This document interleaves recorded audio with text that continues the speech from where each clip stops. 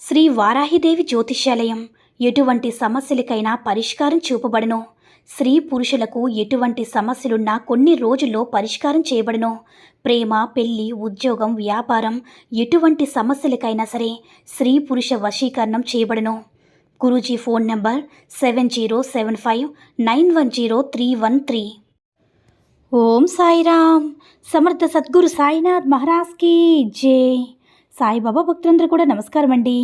సాయినాథుని ఆశీస్సులతో అందరూ కూడా సుఖంగా, సంతోషంగా, అష్టైశ్వర్య, ఆరోగ్య, అభివృద్ధితో ఉండాలని మనస్ఫూర్తిగా కోరుకుంటూ ఈరోజు ఈ వీడియోని మొదలు పెడుతున్నాను. ఈరోజు వీడియో ఏంటంటే, దుఃఖంతో కృంగిపోతున్నావని ఈ వ్యక్తిని పంపిస్తున్నాను బిడ్డ. అతని రాకతో నీ జీవితంలో జరిగేది ఇదే. అదేంటో ఇప్పుడే విని తెలుసుకొని మన బాబాగారు అయితే ఈరోజు మనకి చాలా అద్భుతమైనటువంటి సందేశాన్ని అయితే అందించారండి. మరి మన బాబాగారు ఈరోజు మనకి ఎలాంటి సందేశం అందించాలి అనుకుంటున్నారో ఆయన మాటల ద్వారానే విందాము. ఆయన మాటలు వినే ముందుగా ఈ వీడియో కనుక నచ్చినట్లయితే లైక్ చేసి షేర్ చేయండి. మరిన్ని వీడియోస్ కోసం మన ఛానల్ని సబ్స్క్రైబ్ చేసుకుని మాకు కొంచెం సపోర్ట్ చేయండి. మరి మన బాబాగారి సందేశం ఏంటంటే, బిడ్డ, ఎంతో దుఃఖంలో ఉన్న నిన్ను రక్షించేందుకు, అలాగే నిన్ను కాపాడేందుకు ఒక వ్యక్తిని పంపిస్తున్నాను. అతని రాకతో నీ మనసు ఎంతో ఆనందపడిపోతుందమ్మా. అలాగే ఈ మాటల ద్వారా నీ మనసును ప్రశాంతంగా ఉంచబోతున్నాను. బాబా, బంధాలను ఇస్తావు, వాటితో పోరాటం చేయమంటావు, ఎన్నో ఇబ్బందులు కూడా ఇస్తూ ఉంటావు, సహనంతో ఉండమంటావు. సహనంగా ఉండి అలా కూర్చుంటే చూస్తూ ఉండిపోతావు. ఎలా బాబా?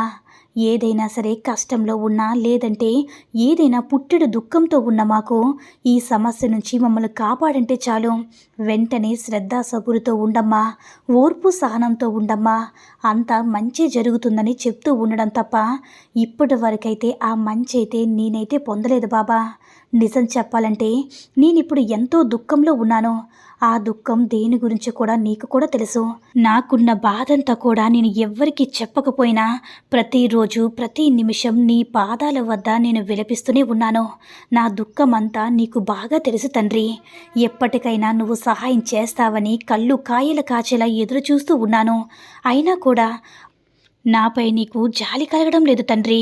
ఈ యొక్క జీవితంలో విసిగిపోయి, వేసారిపోయి ఉన్నాను.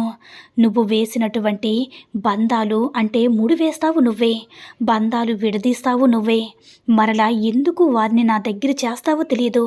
ఒకసారి బాధ పెడతావు, ఒకసారి సంతోషంగా ఉన్నట్లు నటించేలా చేయమంటావు. నిజం చెప్పాలంటే ఈ జీవితంలో ఇదంతా కూడా నువ్వు ఆడించే ఆట కేవలం ఒక జగన్నాటకమని మాత్రం నమ్ముతున్నాను. చూడు బాబా, నేను ఎదురు చూస్తున్నది దేనికోసమో నీకు తెలుసు, నేను బాధపడుతున్నది దేనికోసం కూడా నీకు తెలుసు. అయితే ఎన్నో సందేశాలు పంపిస్తూ ఉంటావు. వాటన్నిటి ద్వారా ఎదురు చూసి నా కళ్ళు కాయలు కాచాయి బాబా. నేను అనుకున్నది మాత్రం ఇప్పటి వరకు నేను పొందలేదు. నా వద్దకు ఏమీ కూడా తిరిగి రావడం లేదు. ఇదిగో ఇలా ఒంటరిగా అనుక్షణం దుఃఖంతో ప్రతిరోజు కూడా వారి కోసం ఎదురు చూస్తూ ఉన్నాను బాబా. నాకు తెలిసి నిన్ను ఎలాంటి పాపం చేయలేదు. అలాగే నేను ఎవరిని కూడా అనరానివంటి మాటలు, ఎవరిని కూడా నొప్పించినటువంటి మాటలతో బాధ పెట్టలేదు. అయితే నాకున్న దాంట్లో ఏదైతే ఉన్నాయో నాకున్న శక్తితో సంతృప్తిగా బ్రతికాను. నాకున్న దాంట్లో నలుగురికి సహాయం చేసుకుంటూనే వచ్చాను. కానీ ఇలా ఎందుకు జరుగుతుందో నాకే అర్థం కావడం లేదు తండ్రి. నేను ఏదైనా తెలిసి తెలియక తప్పు చేస్తే దాన్ని నువ్వు సరిదిద్దాలే తప్ప ఇలా ప్రతి క్షణం కూడా నన్ను బాధ పెట్టడం నీకు సమంజసం కాదు. చూడు బిడ్డ, ఏది జరగడం లేదని నీదంతా అంటే నీ మనసంతా కూడా మోసంతో నిండిపోయినందుకు తల్లడిల్లిపోతున్నావు కదా బిడ్డ. నాకు తెలుసు ఇతని రాకతో అంటే ఈరోజు నీ దుఃఖమంతా కూడా నిండిపోయినటువంటి నీ మనసుకు ఆనందం కలిగించే విధంగా ఇతని రాకతో నీ జీవితం గొప్ప మార్పు రాబోతుంది. అయితే ప్రతిసారి కూడా నువ్వు ఎంతగానో బాధపడుతూ నీ మనసును నువ్వు కఠినంగా ఉంచుకుంటూ రగిలిపోతూ నన్ను అడుగుతూ ఉన్నావు కదా. నాకు నీ బాధంతా అర్థమైంది బిడ్డ.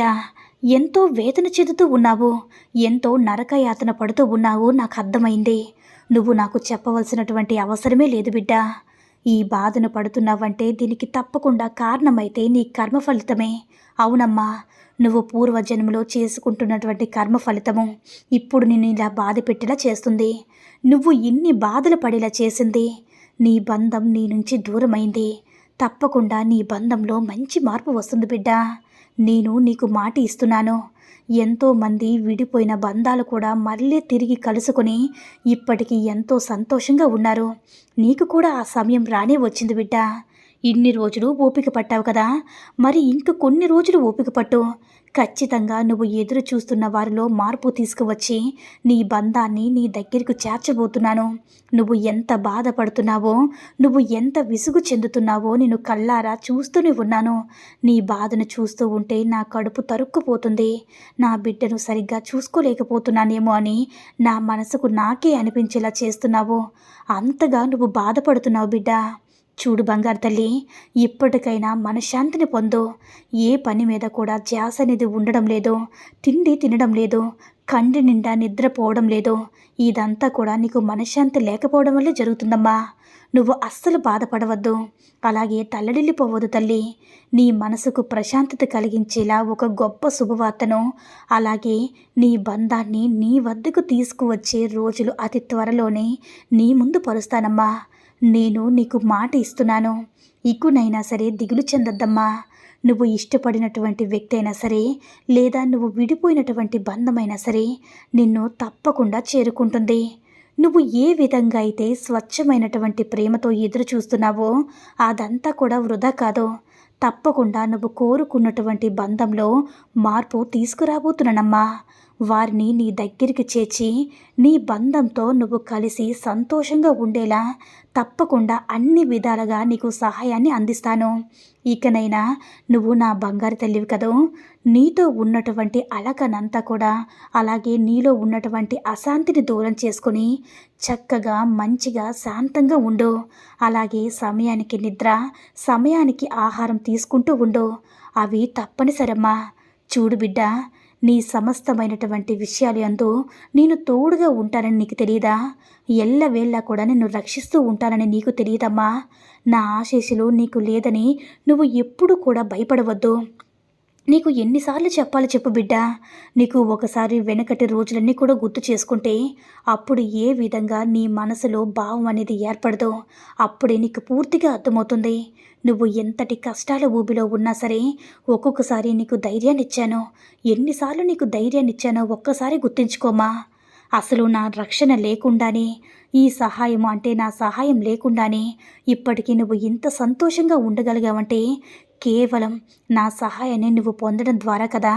మరి ఒకసారి సహాయం పొందిన తర్వాత దాన్ని ఎలా మర్చిపోతావు చెప్పు బిడ్డ.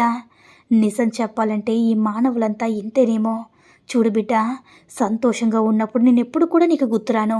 అదే దుఃఖంలో ఉన్నప్పుడు మాత్రం అనుక్షణం కూడా నేను గుర్తుకు వస్తూనే ఉంటాను. ఎందుకంటే ఆ కష్టాన్ని మీరు చూసి భయపడుతున్నారు కాబట్టి ప్రతి నిత్యం కూడా అప్పుడు నన్ను స్మరించుకుంటూ ఉంటారు. అంటే మీకు కష్టం వస్తే ఒకలా, లేనప్పుడు ఒకలా ఉంటే నేనైనా ఏం చేయగలను చెప్పు బిడ్డ. ఎప్పుడు కూడా ఈ బాబాపై ప్రేమగా ఉండు, నమ్మకంతో ఉండు. ఆ నమ్మకమే నిన్ను కాపాడుతుందమ్మా. నువ్వు ఇంతవరకు ఏ వ్యక్తి అంటే ఏ వ్యక్తి దూరమై నువ్వు ఇంత బాధపడుతున్నావో ఆ వ్యక్తి నీ దగ్గరికి పంపిస్తున్నాను. ఇక నుంచి ఆ వ్యక్తితో సంతోషంగా ఆనందంగా ఉండబోతున్నావమ్మా. ఇక నీ జీవితం అంతా కూడా మారబోతుంది. ఇకనైనా సరే ధైర్యంగా ఉండు. ఎప్పటికైనా నా బాబా నాకు మంచి చేస్తారనే నమ్మకంతో ఉండు. నీకంతా మంచి జరుగుతుంది బిడ్డ అని మన బాబాగారు అయితే ఈరోజు మనకి చాలా అంటే చాలా అద్భుతమైనటువంటి సందేశాన్ని అయితే అందించారండి. సాయి మహిమల ద్వారా వచ్చిన ఈ సందేశం మీ అందరికీ కూడా నచ్చిందని అనుకుంటున్నాను. ఈ వీడియో కనుక నచ్చినట్లయితే మరికొంతమంది సాయి భక్తులకు రీచ్ అయ్యేలా షేర్ చేసి లైక్ చేయండి. అలాగే మన ఛానల్ని ఎవరైనా మొదటిసారిగా చూస్తున్నట్లయితే తప్పకుండా సబ్స్క్రైబ్ చేసుకుని మాకు కొంచెం సపోర్ట్ చేయండి. సర్వే జనా సుఖినో భవంతు. జై సాయిరామ్.